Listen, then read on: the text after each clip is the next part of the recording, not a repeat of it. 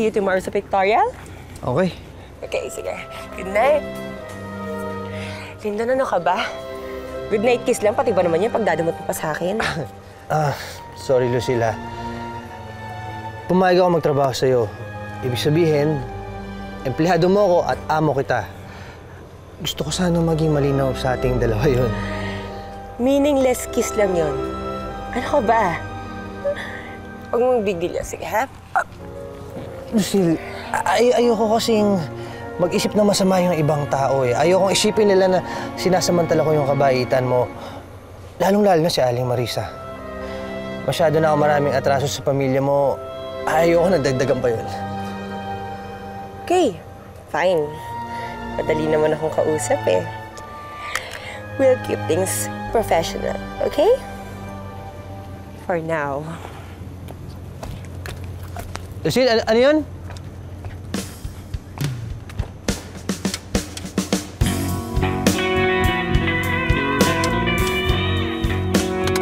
Lucille, anong ibig mo sabihin? Lucille!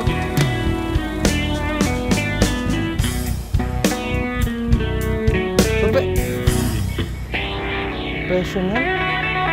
Ano? Sino ka ba, ha? Sino ka ba? Kapag ka pa ng mukha mo, kala mo kung sino ka maganda? Dorfina! Umalis na yung girl, Lalu. Kaya tigilan mo na yung pagmamaktol mo ever. Kikay! Yes? Bakit pa ganito yung nararamdaman ko? Galit na galit ako dun sa babae dun. Hindi ko naman siya kilala. Tapos ito naman si Lyndon, nagpapayakap naman siya dun, nakakainis siya. Bakit ganito yung nararamdaman ko? Naguguluhan na rin ako. Ang tawag dyan, selos. Nagsiselos ka dun sa girl, lalong umaali-aligid kay Lyndon. Ganyan talaga pag inlabi. Hinabi? Yes. Sino ba talaga yung babae na yun? Bakit niya niyayakap si Lyndon? Kaano-ano niya si Lyndon? Dorfina. Etching mo na naman si Dorfina, no? Kikay, hindi kaya tama yung sinabi ni Elvin? Magkasintahan sila? Wala dyan. Tama na yan, Dorfina eh. Eh ngayon, nakita mo na imposible talaga kayo ni Lyndon. Dahil magkaiba kayo. Duwende ka at tao siya. Eh, paano yun? Mahal ko siya. Eh, di naman kayo bagay eh. Malaki siya at maliit ka.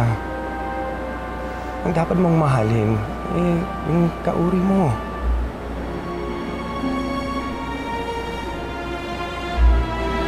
Yes, paandar. Totoo naman eh.